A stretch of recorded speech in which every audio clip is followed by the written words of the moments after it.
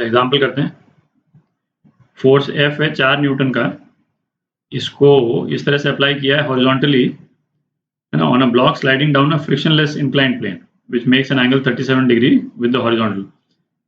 ये एंगल जो है ये 37 डिग्री, ठीक। If the mass of the block is 5 kg and the distance traveled by the block along the inclined plane 5 meter, find the work done by force F, ठीक। अच्छा, ये तो clear ही है कि ये फोर्स F जो है इस ब्लॉक को स्लाइड करने से नहीं रोक सकता है, ठीक। फिर भी यदि इसके इस ब्लॉक का जो वेट है इसको यदि हम रिजॉल्व करें तो mg इस डायरेक्शन में, mg cos थीटा इस डायरेक्शन में और mg sin थीटा इस डायरेक्शन में, ठीक। अच्छा, फ्रिक्शनलेस प्लेन है, mg sin थीटा कितना होगा? mg sin थीटा है 50 इंटू साइन 37, mg कितना हो गया? 50 हो गया, ठीक है। तो 50 इंटू 3/5 ये कितना हो गया? 30 न्यूटन हो गया, ठीक। अच्छा, ये फोर्स जो है ये तो केवल 4 न्यूटन ही है और वो भी हम हॉरिजॉन्टली लगा रहे हैं। इसका जो कंपोनेंट इंक्लाइंड प्लेन के डायरेक्शन में होगा वो तो इससे भी कम होगा, ठीक है। तो ये फोर्स ऑब्वियसली इसको स्लाइड करने से नहीं रोक सकता, तो इसीलिए हमने ये एनालिसिस किया, ठीक है। तो अब पार्ट ए करते हैं। तो पार्ट ए में हम ये देखें डिस्प्लेसमेंट का जो डायरेक्शन है और फोर्स का डायरेक्शन दोनों को अलग अलग बना लेते हैं। तो फोर्स जो है वो किस डायरेक्शन में है? फोर्स तो इस डायरेक्शन में है F, और डिस्प्लेसमेंट जो है वो इस डायरेक्शन में डाउन द इंक्लाइन। ये कितना है? 5 मीटर, ठीक है। अच्छा, और इसको यदि एक्सटेंड कर दें, ये एंगल जो है वो 37 डिग्रीज है, तो ये एंगल कितना हो गया? 180 माइनस 37, ठीक। तो work done by force F कितना हो जाएगा? F डॉट S, ठीक। क्योंकि फोर्स यूनिफॉर्म है थ्रू आउट, तो ds की जगह अपन ने S लिख दिया। मतलब फोर्स वेरी नहीं कर रहा है, अपन नेक्स्ट वीडियो में देखेंगे फोर्स जब वेरी करेगा तब, है ना, ds रेलेवेंट होगा, अभी रेलेवेंट नहीं। तो कितना हो गया? फोर्स S इंटू कॉस, दोनों के बीच में एंगल कितना है? 180 माइनस 37, ठीक।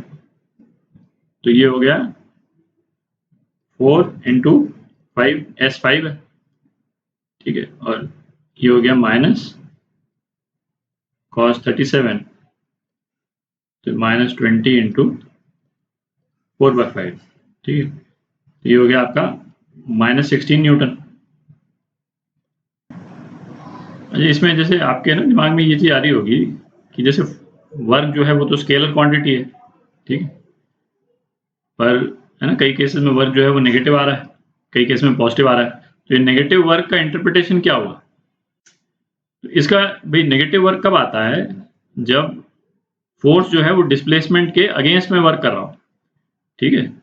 इन द सेंस कि डिस्प्लेसमेंट इस डायरेक्शन में हो S, और फोर्स जो है वो डिस्प्लेसमेंट के अपोजिट हो, एग्जैक्टली अपोजिट नहीं भी हो, फर्क नहीं पड़ता है, मतलब 90 डिग्री से ज़्यादा एंगल हो इस डायरेक्शन में, इनमें से किसी भी डायरेक्शन में यदि फोर्स होगा,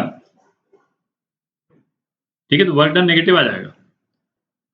तो वर्क डन नेगेटिव बेसिकली जो डिस्प्लेसमेंट है उसको अपोज कर रहा है, ठीक है। बॉडी में पहले से एनर्जी है जिसके कारण बॉडी इस तरफ मूव कर रही, या तो एग्जिस्टिंग एनर्जी के कारण इस तरफ मूव कर रही है, काइनेटिक एनर्जी के कारण, या फिर इस तरफ मूव कराने के लिए कोई दूसरा फोर्स है। ये भी तो हो सकता है इस डायरेक्शन में कोई दूसरा फोर्स हो F2 जो बॉडी को इधर मूव करा रहा, और ये जो येलो वाला फोर्स है इस मोशन को अपोज कर रहा है, ठीक है। तो ये हम मान सकते हैं जैसे नेगेटिव वर्क डन का जो फिजिकल इंटरप्रिटेशन है कि बॉडी के मोशन को अपोज करने वाला जो फोर्स है वो नेगेटिव हो गया। अब जैसे जैसे फ्रिक्शनल फोर्स है, तो फ्रिक्शनल फोर्स जहां पे भी लगेगा बॉडी के मोशन को अपोज ही करता है, तो वर्क डन बाय फ्रिक्शन हम जब भी निकालेंगे, है ना, वो नेगेटिव ही आएगा, ठीक है।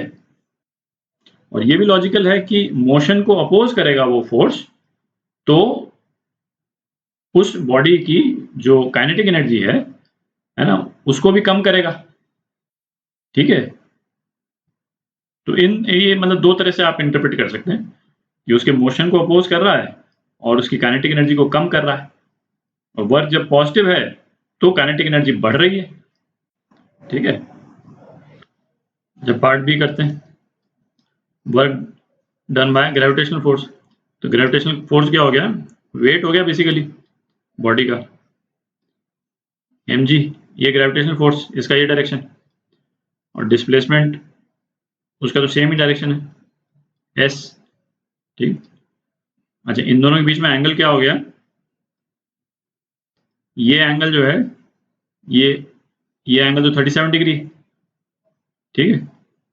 और तो ये एंगल कितना हो गया? ये एंगल हो गया आपका 53 डिग्री हो गया। तो work done by gravitational force, ये हो गया mg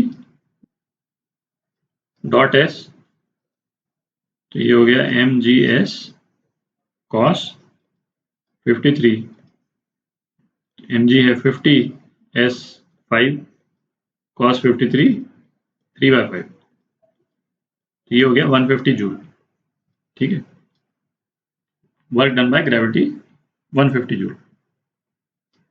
तो ये बी पार्ट का आंसर हो गया। ठीक।